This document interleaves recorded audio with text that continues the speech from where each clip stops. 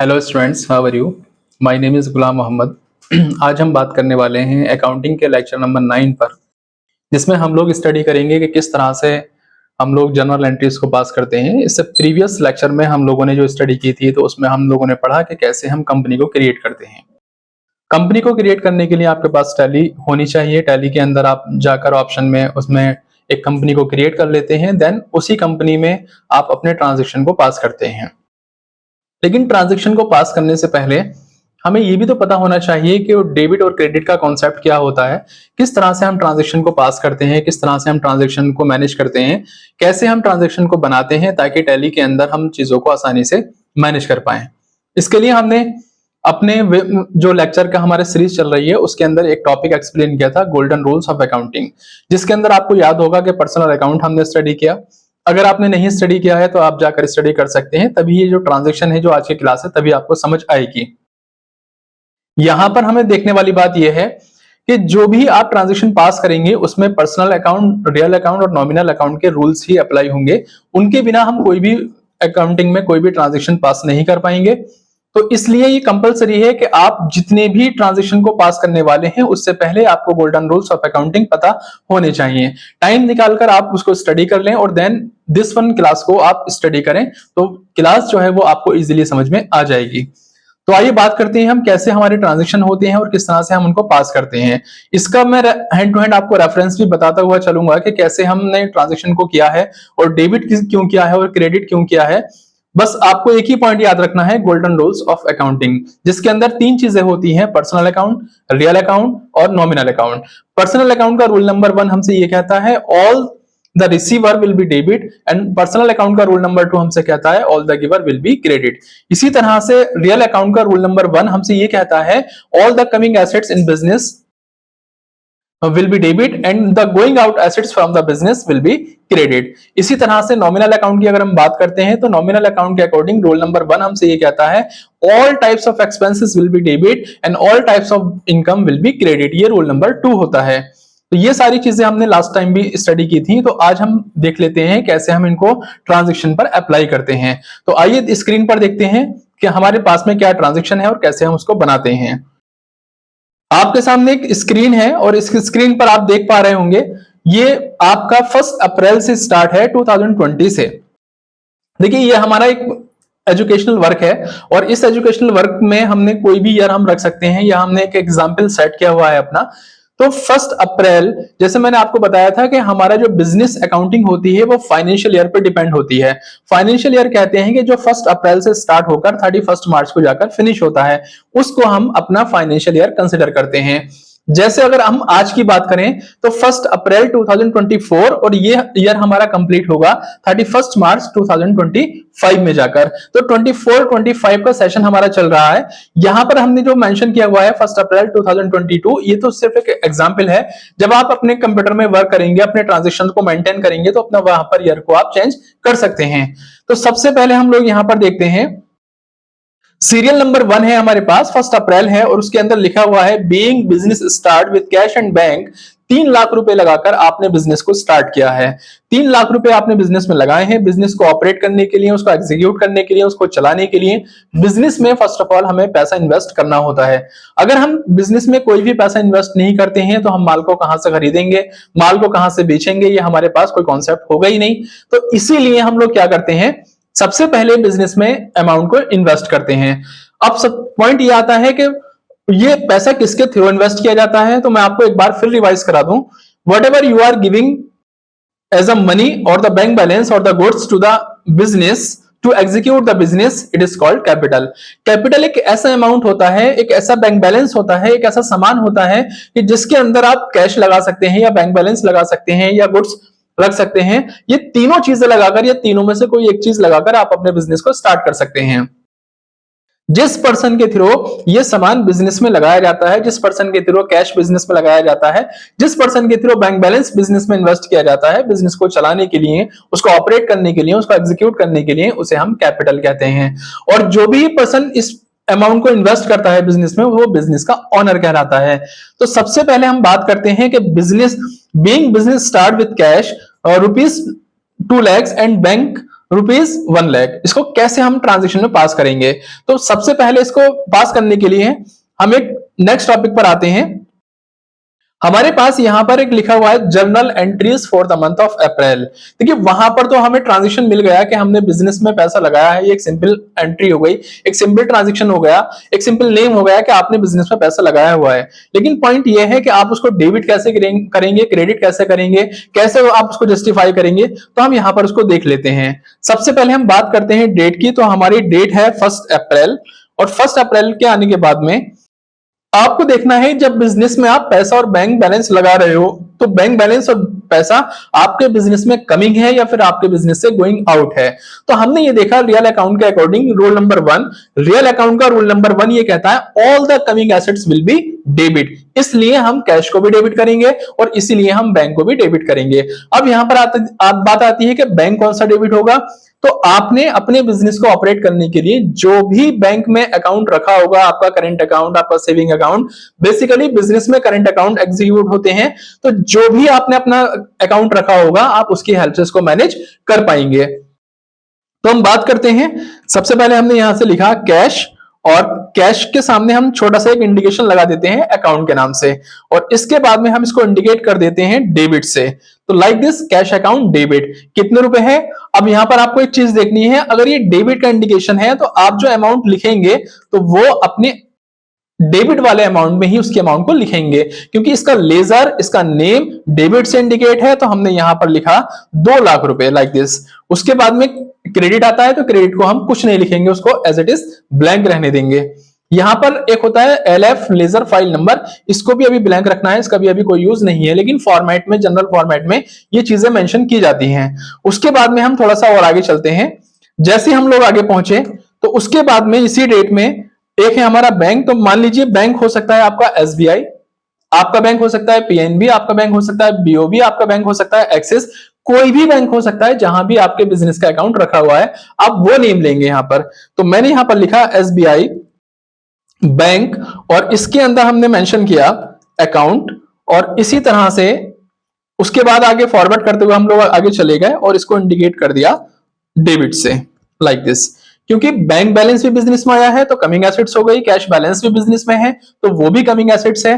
तो अब इसके बाद में इसका जो अमाउंट हम राइट करेंगे तो वो भी हम कहां राइट करेंगे, वो भी राइट करेंगे डेबिट वाले कॉलम में। तो 1 लाख रुपए हम लोगों ने बैंक बैलेंस को रखा हुआ है। तो 2 चीजें लगाकर हम बिजनेस को स्टार्ट कर रहे हैं, एक कैश बैलेंस और एक बैंक बैलेंस। लेकिन अभी भी हम क्रेडिट वाले अमाउंट में कोई अमाउंट को राइट नहीं करेंगे। आफ्टर दैट हम क्या करते हैं, इसके बाद में हम फिर थोड़ा सा और आगे चलते हैं। जैसे हम लोग आगे चलते हैं तो अब ये पैसा और बैंक बैलेंस किसने इन्वेस्ट किया है, किस पर्सन ने इसको लगाया है। तो जो भी आपके बिजनेस का ऑनर है, फॉर एग्जांपल आप खुद भी हो सकते हैं, तो आप अपना नेम मेंशन करेंगे। जब हम क्रेडिट साइड को लिखते हैं थोड़ा स्पेस देकर राइट करते हैं। तो मैंने यहां पर फॉर एग्जांपल जैसे यहां से लिखा कि यहां जो मेंशन किया हुआ है वो पेन कंप्यूटर सेंटर ने मैनेज किया हुआ है। आप इसके लिए कोई पर्सन का नेम भी लिख सकते हैं। मैंने एक कंपनी का, ऑर्गेनाइजेशन का या इंस्टीट्यूशन का नेम राइट कर दिया। इसने पैसा लगाया हुआ है। या फिर आप इसको इरेज करने के बाद अगर आपको कोई कंफ्यूजन हो रहा है तो यहां पर मेंशन कर सकते हैं, फॉर एग्जांपल गुलाम मोहम्मद, और इन्होंने पैसा लगाया है और ये क्या है, ये कंपनी के ऑनर हैं। हमने ये मेंशन किया ऑनर। तो अब इनको इंडिकेट करेंगे किससे, क्रेडिट से। अब आपको याद रहना चाहिए पर्सनल अकाउंट का rule number 2, the receiver giver person will be credit. तो यहां पर जो गिवर है वो गुलाम मोहम्मद हुए ना, तो उन्होंने मेंशन किया। अब क्रेडिट साइड है तो इनका जो बैलेंस लिखा जाएगा वो भी कहां लिखा जाएगा, इन्हीं के सामने। ओवरऑल अमाउंट 3 लाख रुपए इन्होंने बिजनेस में इन्वेस्ट किए हैं। तो स्टूडेंट्स आप लोग देख सकते हैं कि एक ट्रांजैक्शन हमारा सक्सेस हो गया, हमने बिजनेस में 3 लाख रुपए लगा दिए। तो फर्स्ट ऑफ ऑल आपको ये ट्रांजैक्शन बनाना आना चाहिए। अगर ये ट्रांजैक्शन आप नहीं बना पा रहे हैं तो फिर आपको प्रॉब्लम क्रिएट होगी। तो इसी तरह से हमने देखा कि बिजनेस को स्टार्ट करने के लिए जो फर्स्ट ट्रांजैक्शन होता है वो किस तरह से होता है। चलिए आगे चलते हैं, नेक्स्ट ट्रांजैक्शन में हम लोग आते हैं। नेक्स्ट ट्रांजैक्शन में जैसे हम लोग आते हैं और यहां जाकर देखते हैं तो 1 अप्रैल, क्योंकि सेम डे हो सकता है कि आपने कोई ट्रांजैक्शन स्टार्ट किया हो। तो 1 April being goods purchase with cash, 2000 रुपए का आपने माल खरीदा हुआ है। 2000 रुपए का जब माल खरीदेंगे तो एंट्रीज हम क्या बनाएंगे, फिर से गोल्डन रूल्स को आप याद रखिए। Being goods purchase with cash मतलब दोनों ही हमारी प्रॉपर्टी हैं, दोनों ही हमारी एसेट्स हैं। गोल्डन रूल्स का रूल नंबर 2 रियल अकाउंट का रूल नंबर 1 हमसे ये कहता है all the coming assets will be debit, और रूल नंबर 2 हमसे ये कहता है all the going out assets will be credit. इसलिए हम लोग क्या करेंगे, परचेज को डेबिट कर देंगे और कैश को क्रेडिट कर देंगे, क्योंकि इस बार कैश जो है वो हमारी बिजनेस से गोइंग आउट है और हमारी बिजनेस में जो कमिंग है वो क्या है, स्टॉक है। तो आइए इसको बनाते हैं, कैसे मैनेज करेंगे। ये हमारा सेकंड नंबर हुआ, और सेकंड नंबर में 1 अप्रैल हमने मेंशन किया, क्योंकि सेम डे भी हम एंट्री को पास कर सकते हैं। ऐसा कोई रूल नहीं है कि हम जिस दिन पैसा लगाएंगे उस दिन काम नहीं करेंगे, तो सेम डे से हमने काम किया। अब यहां पर एक नेम राइट किया हमने, परचेज, या फिर आप गुड्स परचेज या परचेज गुड्स, कोई भी नाम दे सकते हो, मतलब माल को खरीदना होता है। तो मैं यहां पर बहुत सिंपल लिख देता हूं, गुड्स परचेज, यानी कि माल को खरीदा। अब यहां पर एक इंडिकेशन देंगे आप लोग अकाउंट के नाम से, तो मैंने ये गुड्स परचेज अकाउंट, और उसके बाद में इसको हमें क्या करना है, डेबिट। याद रहना चाहिए रियल अकाउंट का rule number 1 the coming assets will be debit, इसलिए हमने गुड्स परचेज को डेबिट किया हुआ है। अब इसका जो अमाउंट हम राइट करेंगे 2000 रुपीज, वो भी कहां राइट करेंगे, डेबिट वाले कॉलम में, क्योंकि जब यहां पर डेबिट है तो उसका अमाउंट भी डेबिट वाले कॉलम में ही आता है, और जो क्रेडिट उसके सामने है उसको हम एज इट इज स्किप कर देंगे। उसके बाद में हम फिर एंटर पास करेंगे। अब जब माल को खरीदा आपने तो उसके बदले आपने क्या दिया, क्या आपने उधार माल खरीदा है, क्या आपने नगद माल खरीदा है। नगद खरीदा है तो सिंपल सी बात है कि आपने कैश पे किया होगा। तो हम यहां पर चलते हैं और थोड़ी सी स्पेस छोड़कर हम आगे से राइट करते हैं कैश, और इंडिकेशन लगाते हैं अकाउंट, और उसके बाद में जैसे हमने यहां पर ये इंडिकेशन लगाया, तो अब ये साइड कौन सी होनी है हमारी, क्रेडिट। रियल अकाउंट का rule number 2 the going out assets will be credit. अब मुझे बताइए आप लोग अमाउंट कहां लिखना है हमें, तो अमाउंट हमें लिखना है इस बार क्रेडिट वाली साइड में, क्योंकि यहां पर क्या है, क्रेडिट। तो हम डेबिट वाले को स्किप करते हुए आगे चले जाएंगे और 2000 रुपीज यहां पर मेंशन कर देंगे। सिंपल। देखिए यहां मैंने 2 ट्रांजेक्शन बनाए, अगर आप चाहते हैं इसमें थोड़ा सा और इसको एक्सपेंड करना ट्रांजेक्शन को, तो एक और भी अच्छी इसमें चीज मैनेज कर सकते हैं आप। वो क्या है कि जो भी ट्रांजेक्शन आपने बनाया हुआ है, फॉर एग्जांपल जैसे being business start with cash, इसकी कॉपी कर लेंगे, मतलब एज इट इज आप इसको राइट करेंगे और अपने एंट्रीज के नीचे आकर इसको पेस्ट कर देंगे। उससे क्या होगा कि ये नरेशन बन जाता है। नरेशन मतलब कहते हैं एक्सप्लेनेशन, कि आपने जो ट्रांजिशन ऊपर बनाया हुआ है बेसिकली वो क्या है, तो हमने इसको मेंशन कर दिया कि हमने ये ट्रांजिशन बनाया हुआ है। ऐसे ही आपने जो सेकंड ट्रांजिशन बनाया वो क्या है, तो हम उसके भी नरेशन को, उसके भी एक्सप्लेनेशन को एज इट इज कॉपी कर लेते हैं, और यहां पर हमने उसको राइट कर दिया। जैसे हमने वहां पर राइट किया like this being goods purchase, आप चाहें तो राइट भी कर सकते हैं, और अगर आपके पास में इस तरह से सॉफ्ट फाइल है तो हम उसको ऐसे पेस्ट भी कर सकते हैं लाइक दिस। तो ऊपर है goods purchase account debit cash credit, तो एंट्रीज भी हो गई प्लस आपको एक्सप्लेनेशन भी मिल गया कि बेसिकली आपने क्या किया है एंट्रीज में। इसी तरह से फर्स्ट वाले एंट्रीज में देखेंगे आप, वहां आपके एंट्रीज भी हो गई, वहां आपका एक्सप्लेनेशन भी हो गया। आफ्टर दैट हम लोग आगे चलते हैं। आगे जाने के बाद में नेक्स्ट ट्रांजेक्शन हम चेक करते हैं, being goods purchase from Veer communication. इसको ध्यान से समझना है। जब आपने माल खरीदा यहां 1 अप्रैल में, तो आपने हैंड टू हैंड पैसे पे कर दिए, लेकिन 4 अप्रैल में जब आपने माल को खरीदा है तो कोई अमाउंट पे नहीं की है। जब कोई अमाउंट पे की ही नहीं है आपने 4 अप्रैल में जाकर किसी भी तरह का अमाउंट पे नहीं किया है, तो इस ट्रांजेक्शन को ऑन क्रेडिट माना जाएगा। ऑन क्रेडिट कहते हैं हम लोग उधार। जब भी तुम्हारे ट्रांजेक्शन में किसी कैश का, किसी बैंक का नेम नहीं आता है, किसी पर्सन का नेम आए, किसी ऑर्गेनाइजेशन का नेम आए, किसी कंपनी का नेम आए, तो आपको ये कंसिडर करना है कि ये ट्रांजेक्शन हमारा कैसा है, ऑन क्रेडिट है, मतलब उधार पर है। तो हम लोग बेसिकली क्या करेंगे कि इसको उधार वाली एंट्रीज के अकॉर्डिंग मैनेज करेंगे। तो यहां पर जो गिवर बना वो वेयर कम्युनिकेशन बना, और जो हमने माल को खरीदा है वो कमिंग एसेट्स हो गई। अब ये ट्रांजेक्शन हमारे 2 रूल्स के अकॉर्डिंग बनेगा, एक हमारे पर्सनल के और एक हमारे रियल के। कैसे बनाते हैं इसको वो देखिए आप। तो 4th यहां पर हमारा सीरियल नंबर 3rd है, और 4 अप्रैल में ये हमारा ट्रांजेक्शन है, और 4 अप्रैल में ट्रांजेक्शन में जाने के बाद में मैंने एज इट इज इसको कॉपी कर लिया, क्योंकि गुड्स परचेज ही है, यहां पर भी सेम माल खरीदा हुआ है, गुड्स परचेज लाइक दिस, और एक छोटा सा इंडिकेशन दिया अकाउंट, और उसके बाद में हम लोगों ने यहाँ पर डेबिट को राइट कर दिया। कितने रुपए का खरीदा है? तो 5000 रुपीज का खरीदा है, तो आपने यहाँ पर डेबिट वाले कॉलम में 5000 रुपीज को राइट कर देना है। क्रेडिट से आपका कोई मतलब नहीं है। आफ्टर दैट आप जाते हैं और उसके बाद में थोड़ा स्पेस देकर फिर से राइट करते हैं वीर कम्युनिकेशन, मैंने शॉर्ट में लिखा हुआ है कम्युनिकेशन, और यहां पर इंडिकेशन दे दिया हमने अकाउंट का, और उसके बाद में आप लोग देख रहे हैं कि हमने इसको क्रेडिट कर दिया। तो इसका अमाउंट हम जो राइट करेंगे वो भी कहां राइट करेंगे? क्रेडिट वाले कॉलम में।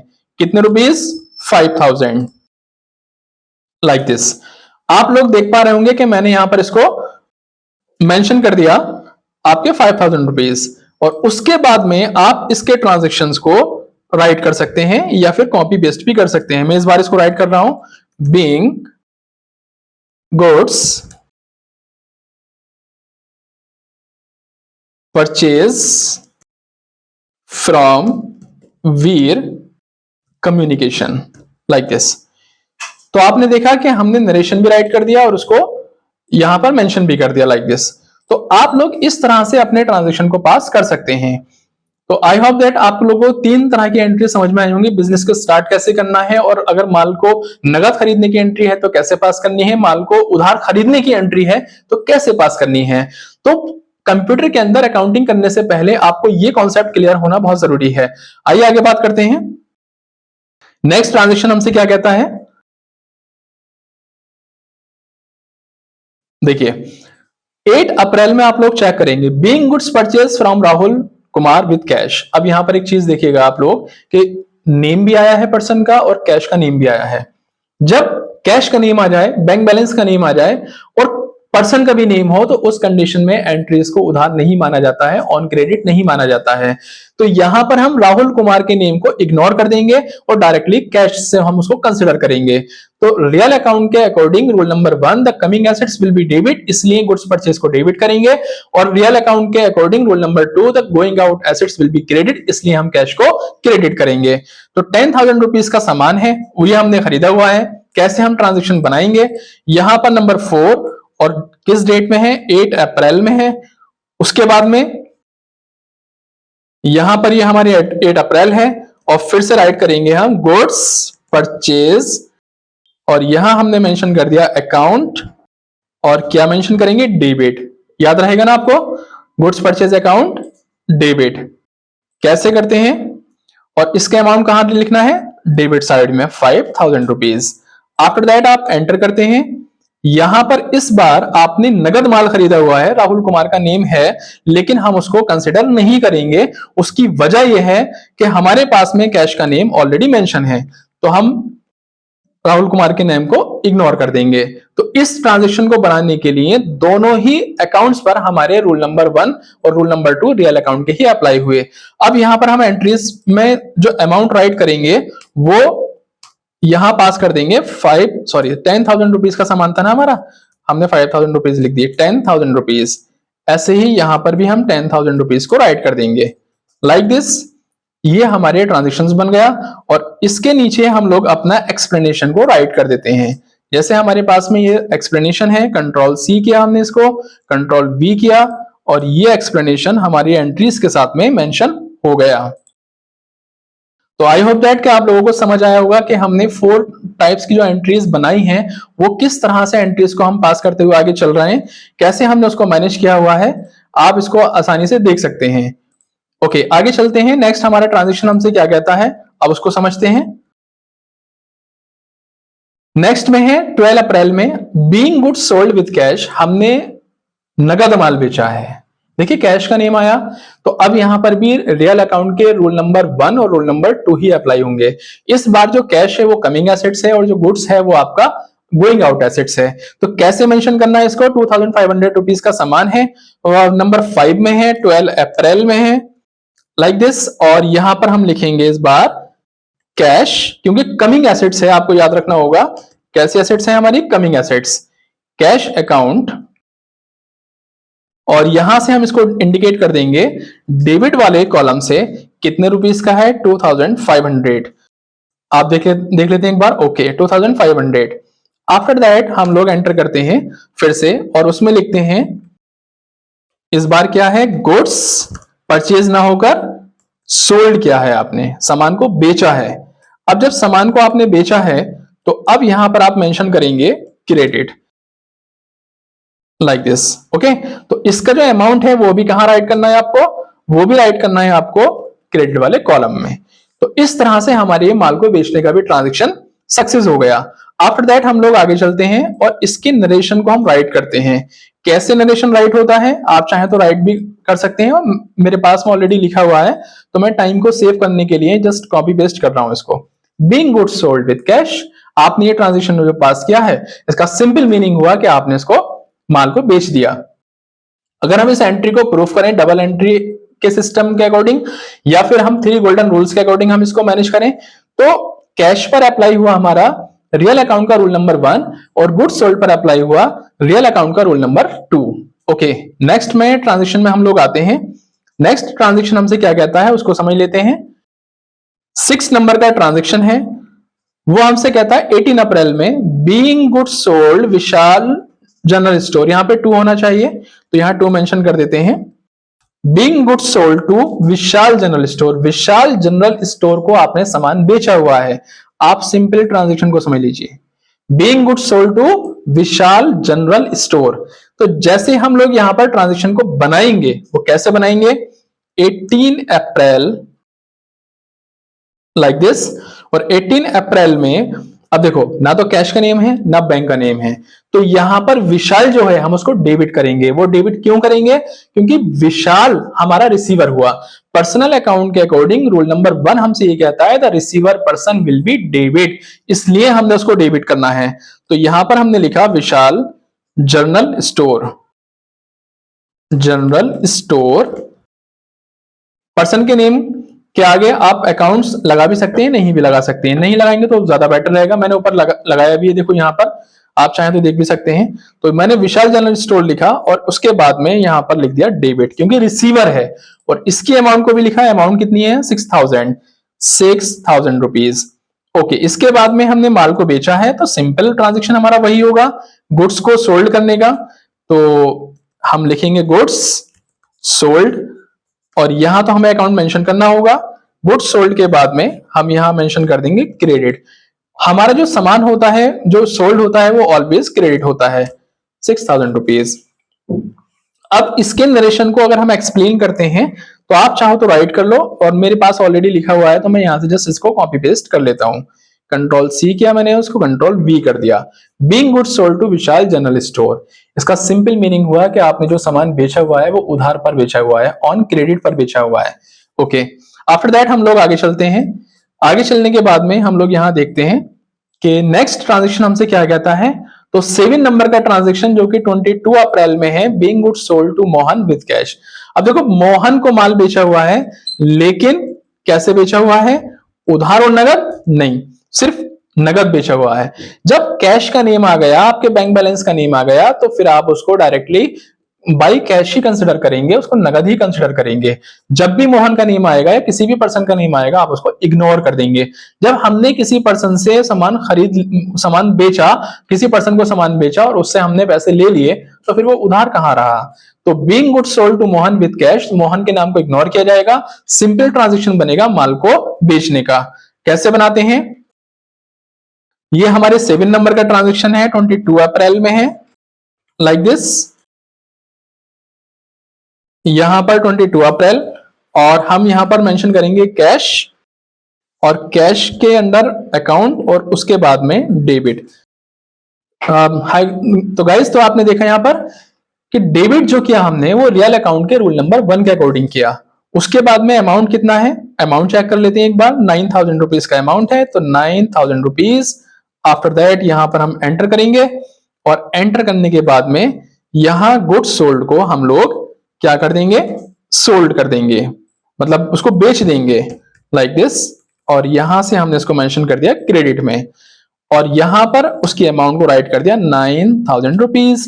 सेम थिंग यहां पर भी हम उसके एक्सप्लेनेशन को राइट कर देंगे, जो भी उसका एक्सप्लेनेशन होगा। तो being goods sold to Mohan with cash, Mohan के नाम को हमने सिंपल इग्नोर इसलिए किया है क्योंकि हमें cash hand to hand receive हो गया। तो आप लोग देख सकते हैं कि हमारे जो ट्रांजेक्शन बन रहे हैं, नंबर 1 से लेकर नंबर 7 तक हमने ट्रांजेक्शन को बनाया। तो इस तरह से हम लोग इसको ट्रांजेक्शन को पास कर लेते हैं। इसके बाद में हम लोग नेक्स्ट नंबर पर आते हैं। 8 नंबर क्या है? Being cash paid to Veer communication. अब वीर कम्युनिकेशन को पैसे दे रहे हैं हम, क्यों दे रहे हैं? देखिए, आप लोगों ने वीर कम्युनिकेशन से पहले यहां पर माल खरीदा था 4 अप्रैल को, आपको याद होगा। जब माल खरीदा तो उसका कर्ज हो गया हम पे, तो अब हम उसको 30 अप्रैल को उसका पेमेंट दे रहे हैं। तो वापस चलते हैं, कैसे एंट्री पास करते हैं पेमेंट को पे करने की। तो यहां पर हम लोगों ने ट्रांजेक्शन बनाया 8 में 30 अप्रैल लाइक दिस। अब बताइए कैसे होगा? वीर कम्युनिकेशन जो है वो इस बार रिसीवर है। पर्सनल अकाउंट के according rule number 1, the receiver person will be debit. तो वीर कम्युनिकेशन, यहां पर वीर कम्युनिकेशन को इंडिकेट करेंगे डेबिट से। पर्सनल अकाउंट का रूल नंबर 1 कितने रुपए हैं? 5000 रुपीज। क्यों है? 4 अप्रैल में माल खरीदा था, ट्रांजेक्शन देख सकते हैं आप, मैंने हाईलाइट किया हुआ है। 4 अप्रैल में आपने माल खरीदा तो उसके 5000 रुपीज हैं। अब वो पेमेंट हम उसको वापस कर रहे हैं। तो कैसे कर रहे हैं? बाई चेक या बाई कैश? तो हम उसका बाई कैश पेमेंट कर रहे हैं। ठीक है, ये हमने उसका बाई कैश पेमेंट किया। तो रियल अकाउंट का rule number 2, the going out assets will be credit. तो इस तरह से हमारे पास में हमने चेक किया 5000 रुपीज, हमने उसके पेमेंट कर दिया। नरेशन लिखते हैं। नरेशन कैसे लिखना है? जैसे मैं आपको हर बार बता रहा हूं, तो मैंने यहां से जस्ट इसको उठाया और इसको डायरेक्ट कॉपी कर दिया, control C control B. Okay, next में आते हैं। नेक्स्ट ट्रांजेक्शन हमसे क्या कहता है? 9 नंबर का ट्रांजेक्शन है और वो भी 30 अप्रैल में है। और इसके बाद में being cash received from Vishal general store. देखिए, ऊपर वाले ट्रांजेक्शन में यहां आपने पैसे दिए हैं और यहां पैसे रिसीव किए हैं। बात फिर वही लौट कर आती है कि आपने पैसे क्यों दिए हैं। तो यहां ऊपर क्यों दिए? क्योंकि माल खरीदा था। और यहां पैसे क्यों ले रहे हो आप? तो क्योंकि आपने माल को बेचा है। 6000 रुपीज का ट्रांजेक्शन देखिए, being goods sold to Vishal general store. जब हमने विशाल को उधार माल बेचा तो विशाल तो हमें पैसे देगा ना, तो हम उससे पैसे वापस लेते हैं। तो वापस जब पैसे ले रहे हैं तो कैसे मेंशन करेंगे? कैश अकाउंट, और इसको मेंशन कर देंगे हम किसकी हेल्प से? डेबिट की हेल्प से। कितने रुपीज हैं हमारे? 6000 रुपीज। आफ्टर दैट हम यहां पर, ये गिवर कौन है? तो ये विशाल जनरल स्टोर गिवर है। विशाल जनरल स्टोर जो है वो हमारा गिवर है। क्रेडिट हो जाएगा पर्सनल अकाउंट का रूल नंबर 2, और यहां पर हम मेंशन कर देंगे 6000 रुपीज। और यहां पर इस तरह से हम लोगों ने अपने ट्रांजेक्शन को कंप्लीट किया। कंट्रोल सी किया और मैंने यहां पर मेंशन कर दिया। तो गाइस, यहां पर हम लोगों ने कंप्लीट किया कि 1 अप्रैल से लेकर 30 अप्रैल तक जितनी भी ट्रांजेक्शन हैं वो सारे ट्रांजेक्शन आपके सामने हैं। आप एक ही स्क्रीन पे उसको देख सकते हैं आसानी से। ये हमारी जनरल एंट्रीज हैं, सारे ट्रांजेक्शन को आप आराम से देख सकते हैं। कोई भी डाउट है तो आप उस पर डिस्कस कर सकते हैं। सारे ट्रांजेक्शन हमने बनाए और सारे ट्रांजेक्शंस को गोल्डन रूल्स के अकॉर्डिंग, डबल एंट्री सिस्टम के अकॉर्डिंग हमने मैनेज किया। इसी के अकॉर्डिंग मैनेज करेंगे तभी आप कंपनी के अंदर अपने ट्रांजेक्शन को पास कर पाएंगे। यही डेबिट क्रेडिट का कॉन्सेप्ट हमें कंप्यूटर के अंदर एक्सप्लेन करना होता है।